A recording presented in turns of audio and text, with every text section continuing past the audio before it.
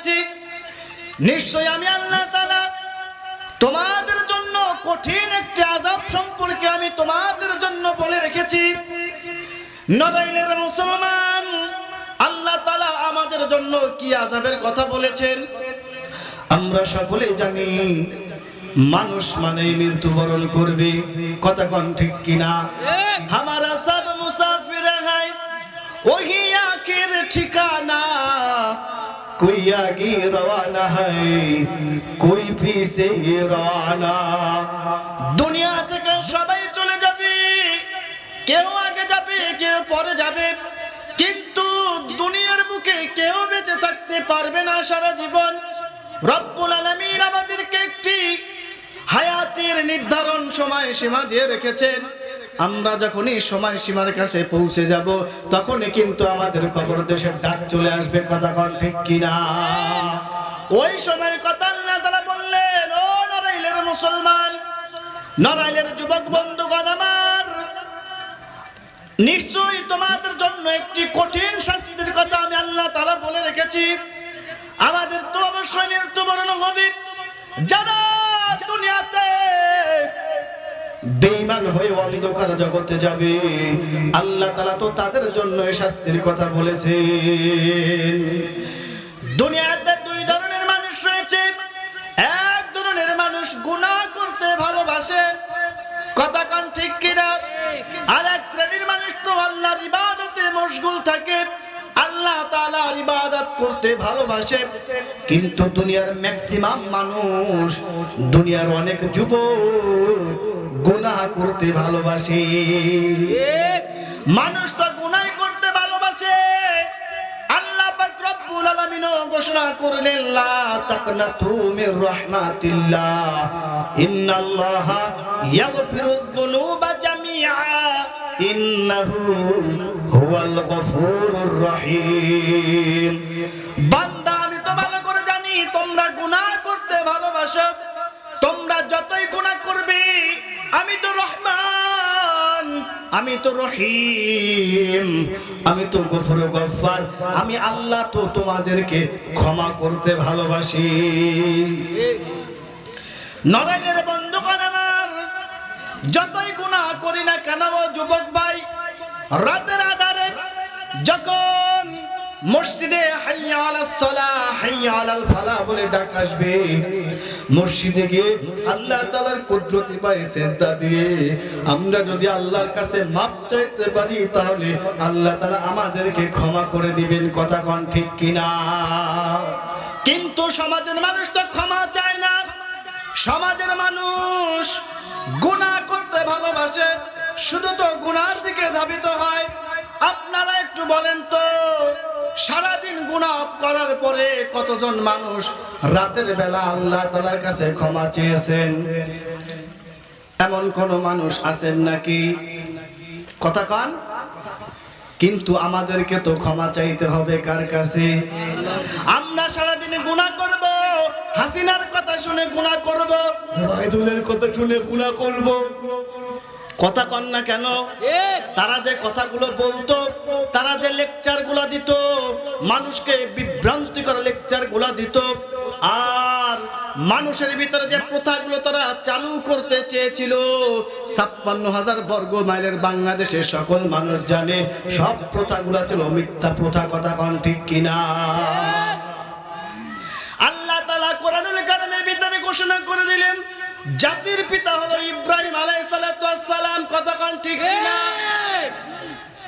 আওয়ামী লীগ তো ১৬ বছর বাংলার জমিনে শাসন করে গেছে।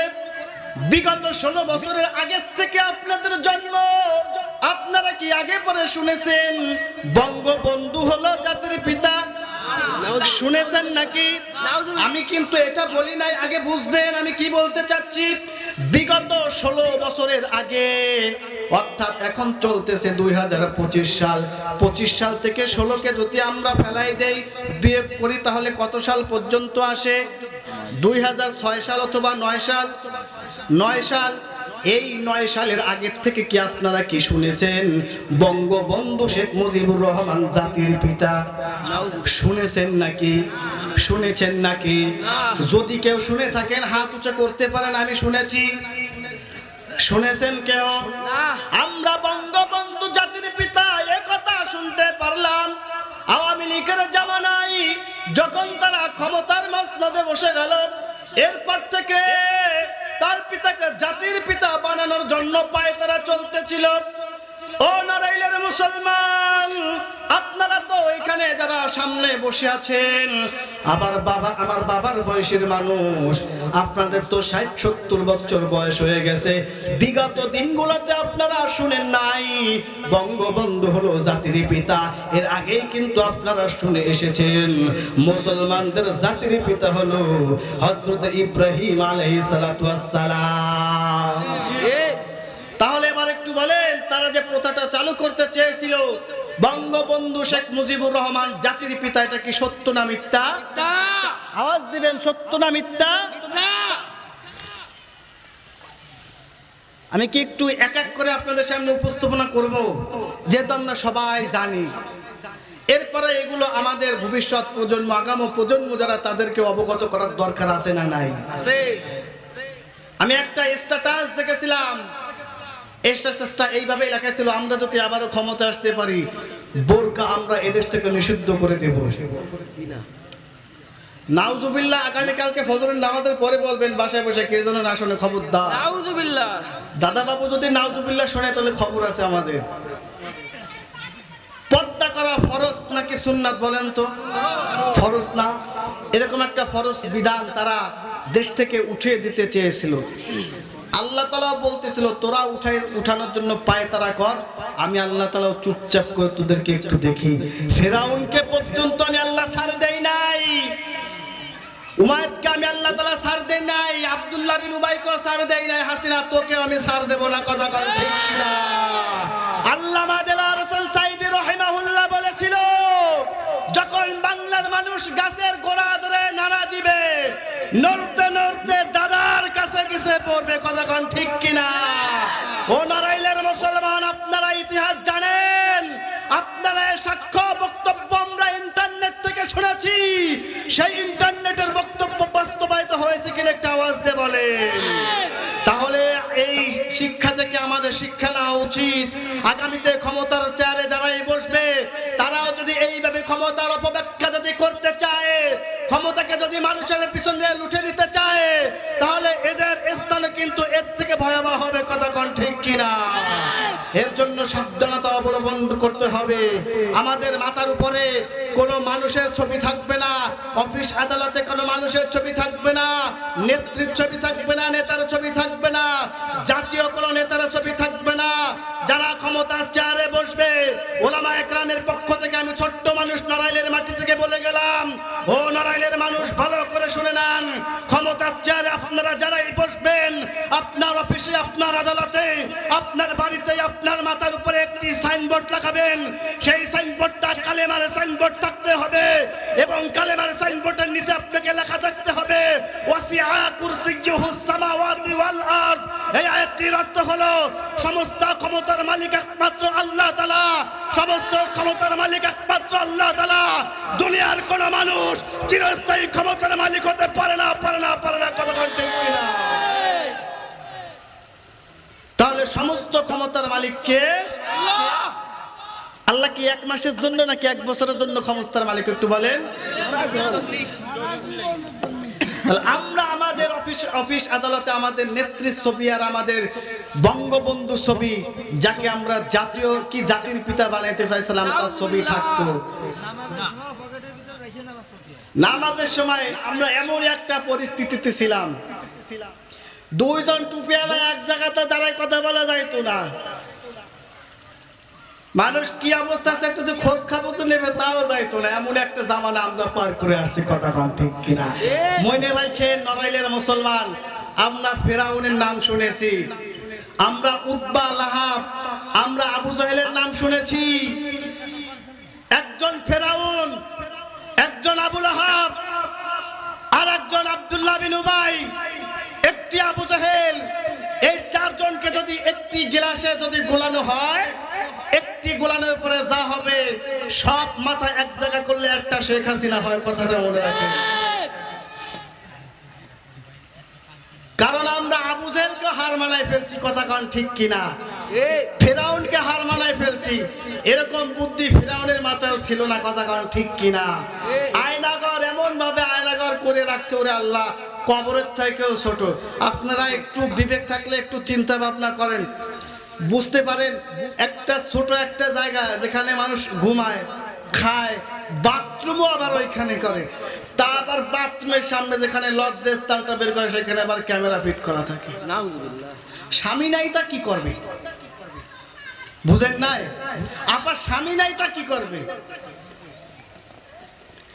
এর জন্য আমাদেরকে সতর্ক হতে হবে, আমাদেরকে বুঝতে হবে, ভাবতে হবে। আমাদের আগামী প্রজন্ম যারা, তাদেরকেও এইসব কথাবার্তা শোনাতে হবে। কারণ তারা যদি আবারও আসে আমাদের উপরে আবারও স্টিম রোলার চলবে, কথা কন ঠিক কিনা? তাফসীর মাহফিল এখন শুনতে পারছেন, তখন কোরআন শরীফ ধরতে পারবেন কিনা সেটাও সন্দেহ। তখন দেখা গেল তখন নতুন নতুন করে কোরআন নাজিল হইতে লাগলো জাতির জনক বঙ্গবন্ধু শেখ মুজিবের নামে, কথা কন ঠিক কিনা? আমাদেরকে এসব থেকে কি থাকতে হবে বলেন? বিরত থাকতে হবে। কারণ কবর দেশে কিন্তু আমাদের অবশ্যই যেতে হবে। আমার কবরে অন্য কেউ যাবে না, আমাকে যেতে হবে, কথা কন ঠিক কিনা? এর জন্য আল্লাহ তাআলা বললেন, নড়াইলের মুসলমান, নিশ্চয় আমি তোমাদের জন্য কঠিন একটি শাস্তির কথা অবধারিত করলাম। মানুষ মৃত্যুবরণ করবে, মানুষ তো কবর দেশে যাবে, কবর দেশে যাওয়ার পরে কিন্তু তোমাদের আযাব শুরু হয়ে যাবে। এর জন্য আমাদেরকে আমলকে আর ঈমানকে মজবুত করে আমাদেরকে কবর দেশে রওনা করতে হবে। আমাদের আমল ঈমান ব্যতীত, আমল ঈমান ছাড়া যদি আমরা অন্ধকার জগতে যদি রওনা হই, তাহলে আমাদের অবস্থা কিন্তু ভালো হবে না, কথা কন ঠিক কিনা? কিয়ামতের ময়দানে কাফেররা বলতে থাকবে, হায় আফসোস, আজ কিয়ামতের এই মাঠে আমরা যদি মাটি হয়ে যেতাম।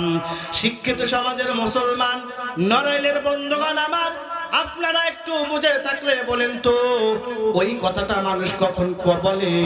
আমার পিঠ মনে হয় আজ দেওয়ালে ঠেকে গেছে। এই কথাটা মানুষ কখন বলে? যখন মানুষের সামনে আর কিছু করার থাকে না বা বলার থাকে না, কথা কন ঠিক কিনা? কিয়ামতের ময়দানে তো মানুষের আর মৃত্যু হবে না, মানুষের মৃত্যু তো দুনিয়াতে একবারই হয়। আর ওই কিয়ামতের ময়দানে এক শ্রেণীর মানুষ বলবে, হায় আফসোস, আমি আজকে যদি মাটি হয়ে যেতাম, মাটি হয়ে যেতাম। এই কথাগুলো কারা বলবে? দুনিয়ার এই জমিনে যারা কোরআনের মাহফিলগুলোতে হট্টগোল বাজাতো, যারা কোরআনের মাহফিলগুলো বন্ধ করে দিতে যেত, যারা উলামায়ে কিরামদেরকে স্তব্ধ করে দিতে যেত, ও দুনিয়ার মুসলমান, আপনারা একটু বুঝে থাকলে বলেন তো, কোরআনের শত্রু যারা, তারাই তো কোরআনের মাহফিলগুলো বন্ধ করতে যেত। যারা উলামায়ে কিরামের শত্রু, তারাই তো আলেমদেরকে মারধর করত, কথা বলেন না কেন? এর জন্য আমি ছোট্ট মানুষ, আমার জ্ঞান থেকে যতটুকু বুঝতে পারলাম আমি এই কথাটা আপনাদের সামনে টেনে নিয়ে আসলাম। যারা এই কোরআনের মাহফিলগুলো বন্ধ করে দিত, আবু জেহেলের জামানায় আমার নবী যখন তাফসীর করতেন, আমার নবী যখন কোরআনের কথাগুলো বলতেন, আবু জেহেল বলতো, আমার নেতারা, আমার ছেলেবেলারা, ভাতিজা মুহাম্মদ যেখানে কোরআনের কথাগুলো বলবেন, সেখানে গিয়ে তোমরা হট্টগোল শুরু করবে, সেখানে গিয়ে তোমরা কোরআনের কথাগুলো বন্ধ করে দিবে। তোমরা যদি কোরআনের কথাগুলো বন্ধ করতে না পারো, মুহাম্মাদের কথাগুলো তোমরা যদি বন্ধ করতে না পারো, তাহলে মুহাম্মদ কোরআন দিয়ে মানুষের সামনে যদি 10 থেকে 15 মিনিট কথা বলে, তাহলে আমার ভোটগুলো সব মুহাম্মাদের কাছে চলে যাবে। ও দুনিয়ার মুসলমান, কোরআন সত্য না মিথ্যা? কোরআন হলো সত্যবাণী। আরে সত্য কথা তো আমার নবী বলতেন। আমাদের এই দেশ 56,000 বর্গ মাইলের বাংলাদেশ, আমাদের এই দেশ আলেম ওলামাদের বাংলাদেশ, আমাদের এই দেশ মুসলমান বাংলাদেশ, এই বাংলাদেশের মাটিতে আল্লামা দেলাওয়ার হোসেন সাঈদী রাহিমাহুল্লাহ কোরআনের কথাগুলো বলতো। আমরা সবাই জানি চট্টগ্রামের প্যারেড ময়দানে যখন কোরআনের কথাগুলো বলতো, চট্টগ্রামের মানুষ পা রাখার জায়গা পাইতো না। কতক্ষণ ঠিক কিনা? সেই আল্লামার কথাগুলোকে বন্ধ করে দেওয়ার জন্য আল্লামাকে কোরআনের পাখিকে খাঁচার ভিতরে বন্দী করে রেখেছিল, কিন্তু তারা বন্দী করতে পারে নাই। আল্লামাকে বলেছিল মাথা নত করো, আল্লামা বলেছ মাথা নত হবে একমাত্র আল্লাহর কাছে, বাতিলের কাছে মাথা নত হবে না, বাতিলের কাছে মাথা নত হবে না। নারায়ে তাকবীর, নারায়ে তাকবীর, নারায়ে তাকবীর।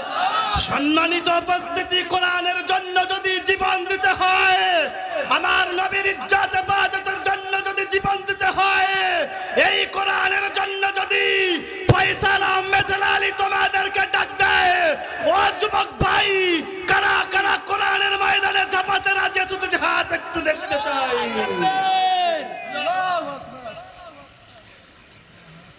আজকের মাহফিল থেকে একজন ওমর দরকার, আজকের মাহফিল থেকে একজন আবু বকর দরকার। আপনারা ওমর এবং আবু বকর হতে রাজি আছেন তো? ইনশাআল্লাহ।